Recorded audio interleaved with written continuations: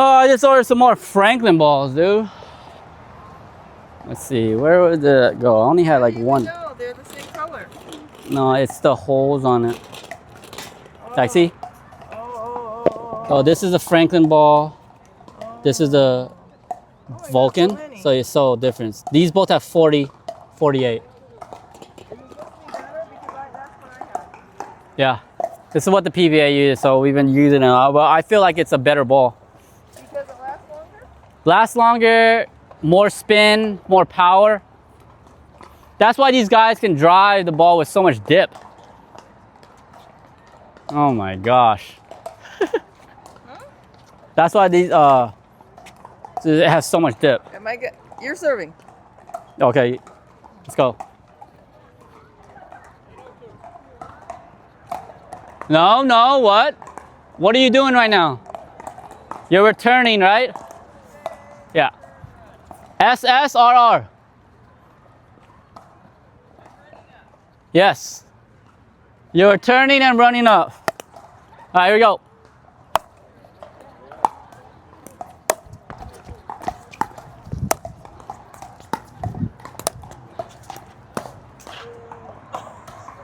That should be a point in itself right there. Okay? No, you just missed. Yeah, you hit it here. Okay? Here we go. Here we go.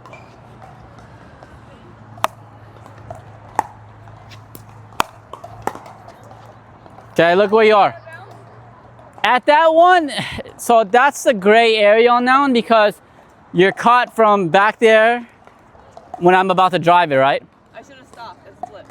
Stop and let it bounce in front of you, or, you know, you have to, I slice when I'm a little lower instead of pushing it.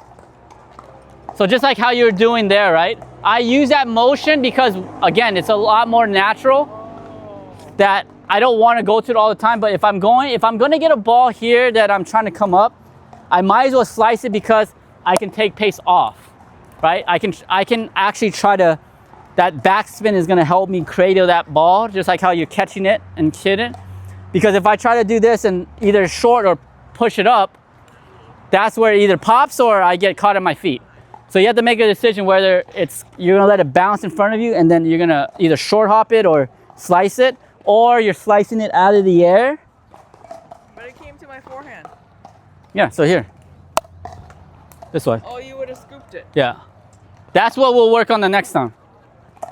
Because it's not a top spin. Because when you top spin the ball that low, that's when it pops. So same thing like when the ball's here, you're naturally, that's why it's better to do this than try to like hit up on it, right? So same thing, if you're brushing up and you're reaching and you're coming forward, unless you're gonna hit the ball like and try to attack, which is tough with that lowest spot, it's easier to do this motion as I'm coming up on the move to do this. Because again, I can cup under it and try to soften the ball. Okay? All right, you serve.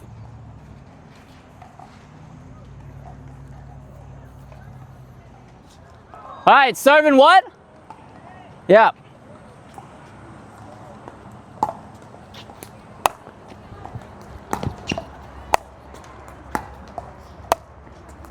Good. Take your time, take your time. Okay, all those kitchen points were just, I feel like it was just rushed. Rushed.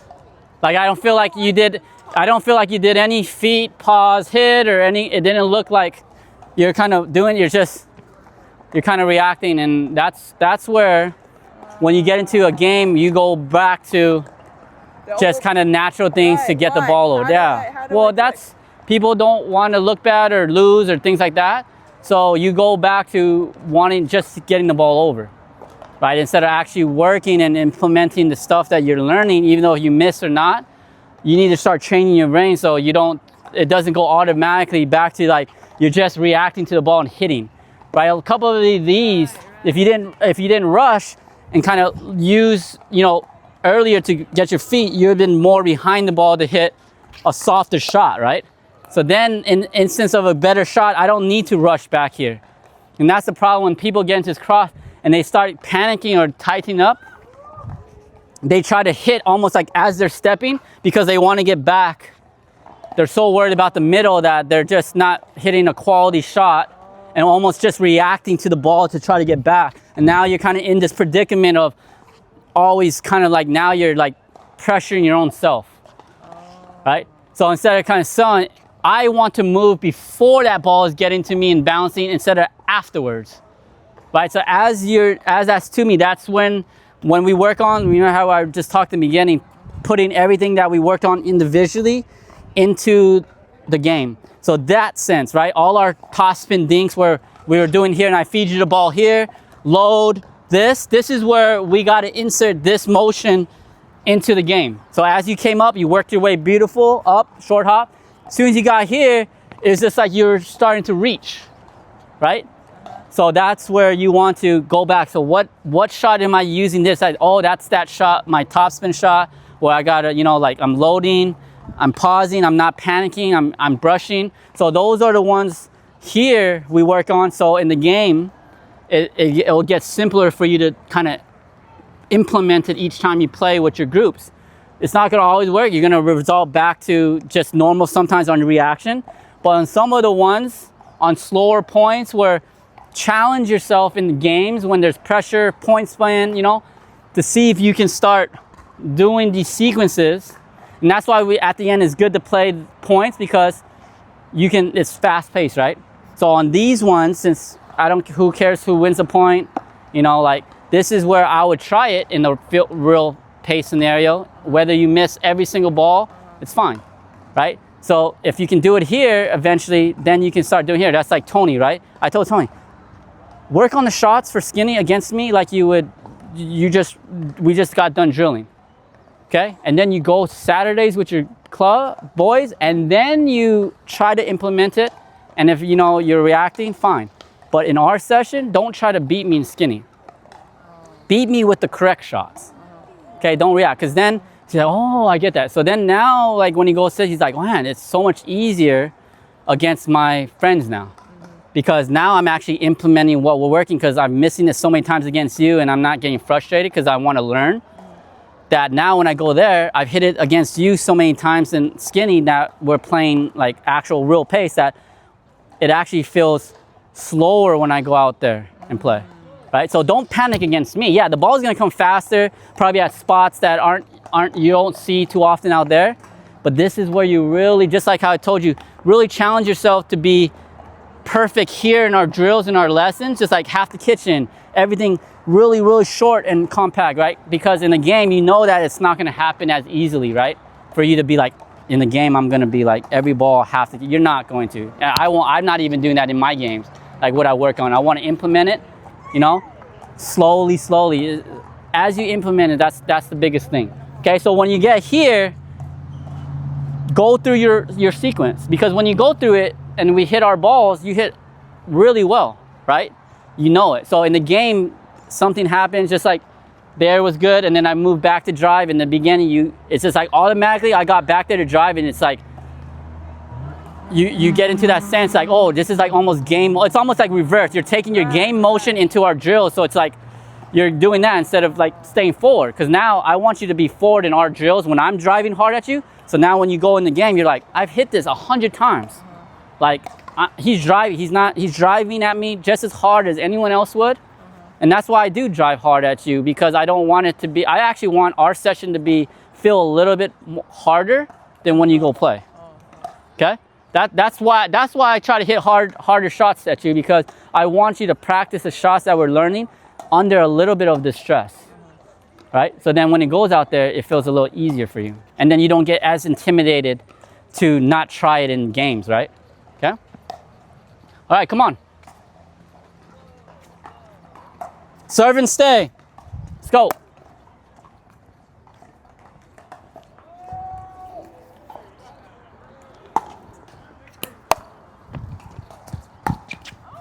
Okay, it's okay. But good thing you stayed, because if you came up, what would you have done? You would have had to back up, because I pretty much hit that on the line, right? So what I always tell people too, and I have a problem with doing that too when I'm not serving, when my like move serving or something, I'll step in a little bit and then they return it to me, and I'm doing that. Only reason why I do that sometimes because, I mean, 90% of the time, Moo takes the third. Like unless the ball is like literally returned to like right here, I don't take a third. So I get a little bit lazy sometimes because I know that he's gonna come over, but sometimes they literally like get into this corner and I'm like, oh shit, you know. So that's the thing. Like you should be thinking that your opponent, what is your opponent's best return gonna be on the line? So if you think that, then you're never gonna come up because you're gonna give them the benefit of the doubt that their return is always gonna be that far. Now, if it's not and shorter, then it's always easier to move forward, right? So always give your opponent, like, where are they gonna return this? Back line, I gotta stay, you know? Okay? Oh, if your return was that deep, I shouldn't have tried to drop it. No, you just drive it, yeah. So you took one step back here, right? So one step back and then you try to drop it, right? I should have drove it. And it's not a hard drive, it's just kind of like, you're driving it because you're getting pressed back and you don't have that time to kind of go back to do it. So you're just gonna kind of hit it over, okay?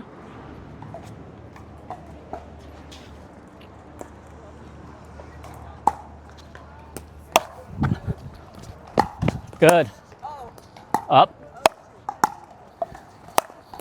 Good. Okay. That was a good drive, right? What did I do? The shot that I'm gonna teach you next week. This, right? But you drove and you stayed back there.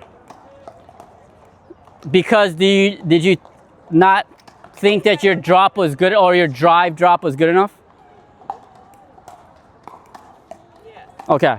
Well, then that's I didn't have enough time before you were gonna drive it back. okay. And that is true too because I didn't let it bounce, right? So I took it out of the air, okay? Boom. You weren't as far up as I thought you should be, but you still had way more enough time than you're like rushing to see. When you watch this one and we do this point, you realize that I'm going short here, and then you're standing, but you still hit the ball like up here, reaching. That's why you pushed it high, right? Oh. You're rushing to get it because you realized that I wasn't gonna let it bounce, so you're trying to come up. But instead of like taking your time and letting the ball drop more to allow you to get there, you try to just hit it again, right? Hit it, reached out. Really? You think I should have even paused more? Yes, And not rushed it? pause more. And a lot of times when I'm rushing to get the ball here, I'm just kind of like, I really want to go lower because I need to get it up and low at shorter court, right? So I want to be not extended out here where I'm pushing. I want that to be a little bit more where I would hit like a dink or something like that, right? So if you let the ball bounce a little lower, then you would have been maybe one more step instead of reaching. Okay? Yeah.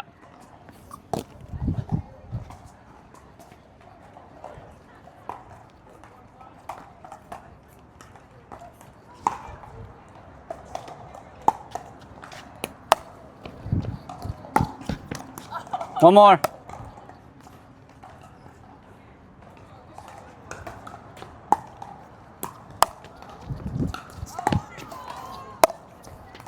Good. Oh, don't rush. Short hop. Good. This is your time to. Okay.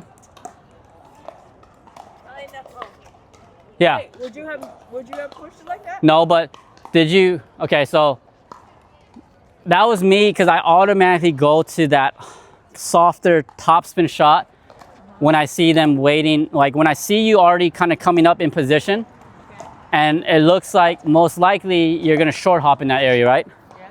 So if I give you kind of a flatter pace ball, that's easier for you to hit, right? Because you're just gonna do that. But if I give you kind of a spinny ball that's like gonna hit and spin, even if you short hop, it's gonna pop or it's gonna go shallow like that if you don't time it perfectly, right? So I'm just defaulted in that when I see someone like that. Instead of like pounding it at them now, I'll take it a little bit more off and just try to spin it. So the ball is like kicking in off their paddle short hop to either go short or I get them to pop it up, right? Because it's a lot easier to hit a shot that's kind of hard and flat when you're short hopping, especially from middle and back because you have enough room to go a little flatter, right? As you come up and say the ball is spinny and softer, you have to soften it yourself, which means if you don't have your stroke to come up like this on a short hop, you're gonna it's gonna either eat off your paddle straight into the net or it's gonna pop. Okay? So when someone is giving you a lot of topspin, you can't rush that shot. I still rushed it. Right? You have to time, well, because how do you hit a short hop? You time it right when it bounces, right? So if someone is not hitting just kind of at a line at you like this, right? Ready, position.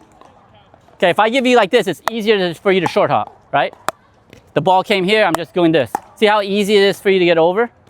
Because I'm giving you pace and I'm just going down. See, how, you just put it there. But if I give you this, right? And then I go, see how hard it is for you to do because I have more spin and it's not as hard.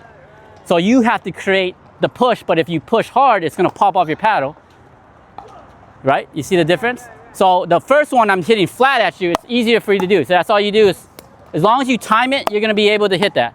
But if I give you this ball, see, it's different. So that's why I tell people sometimes too, it's not always about hitting it hard sometimes at people. It's about sometimes just putting spin at a different pace. Mm-hmm. So I can spin with less speed. Yes, yes. More top spin.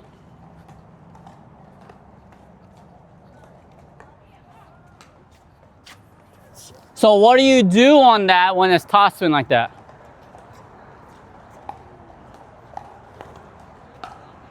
You go more up. Right? So see, remember what I was doing? You're just doing this. It was easy for you to get over, right? But look at the motion that you're doing. See how you're going forward? Okay? But if it's softer and it's here and I go forward, that's why it's up. You would have to kind of go, as the ball bounces into you, you have to go up. Almost like you're hitting like a topspin brush. So you're not hitting, when you're pushing forward, you're hitting behind the ball square. As far as when someone tosses me and I have to time it and I know it's gonna jump off my paddle, I go more like a brush motion, short hop like this instead of like that. So then I can swing a little bit more because they're spinning so much, I have to counter it, but I'm not countering it forward. I'm using that pop. You always topspin. You always topspin a short hop. You try to always topspin. Well, it's because if you look at the motion of a short hop, But I'm just hitting it flat. yeah, you're pushing, which is fine because from back there you have enough room to clear the net, right? Right, but not. As you come up and the softer the ball is, the more you have to do. So the more you push from closer, it's just gonna pop. Yeah? All right. Got it. Good job today.